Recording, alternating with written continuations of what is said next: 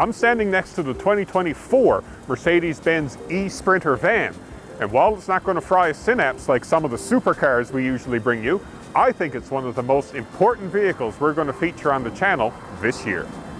Why is the 2024 Mercedes-Benz eSprinter one of the most important vehicles we'll test this year?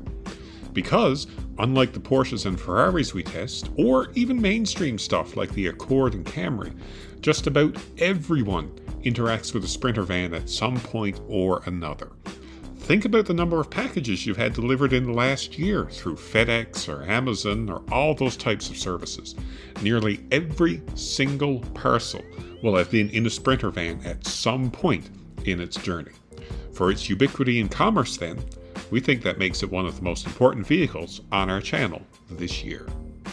Powering the rear-wheel drive 2024 Mercedes-Benz eSprinter is a single electric motor, making either 136 horsepower in standard output configuration or 206 horsepower in high output guise.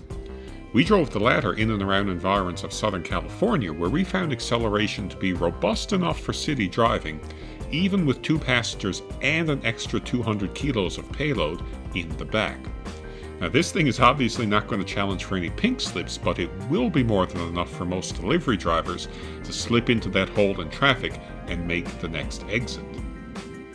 There are 3 drive modes: normal, eco, and max range. Interestingly, in the high output vans like the ones we drove, eco limits power to about 135 horses and max range throttles it to roughly 100. Now, this is done to wring the most amount of range possible out of the eSprinter's 113 kWh battery pack, and yes, max range mode does require a dose of patience if you're trying to climb a hill. However, there is a detent about 3/4 of the way through the accelerator pedal travel, past which point all of the horses are unlocked in the event an emergency maneuver is required. Now these vans, of course, are made for work. And right under here, under this floor, we've got a 131 kilowatt-hour battery. And Mercedes-Benz estimates that'll get you about 400 kilometers of total range on a full charge. That, of course, depends on weather and how much payload you are hauling back here, of course. Speaking of payload, this particular 170-inch wheelbase eSprinter is good for about 1,190 kilograms of payload, and that's about 500 kilograms less than an equivalent diesel-powered Sprinter van.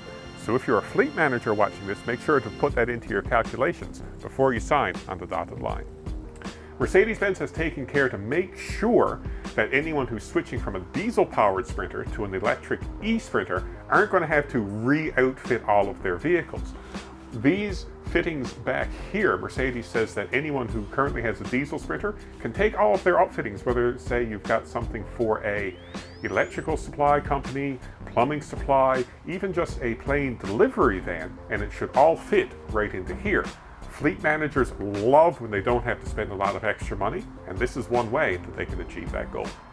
And in the cab of the 2024 Mercedes-Benz eSprinter, anyone who is trading out of a diesel is going to find a lot of similarities, and that's a good thing, because the last thing a lot of business owners want to do is have to train their drivers in a completely new environment. They want their vehicles to be rolling and making money, which makes a lot of sense.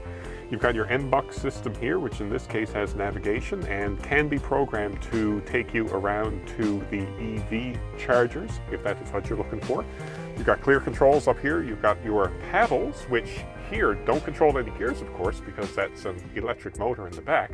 But these are for your regeneration properties. So as you slow down, you can harvest a bit of energy and put that back into the battery for a bit more range.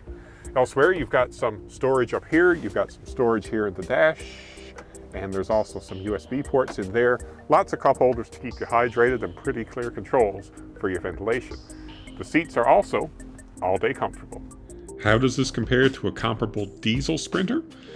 Power is roughly the same, though the diesel sounds like it's fueled with sandpaper, while this EV is pleasantly silent. Score one for less headaches out on the open road.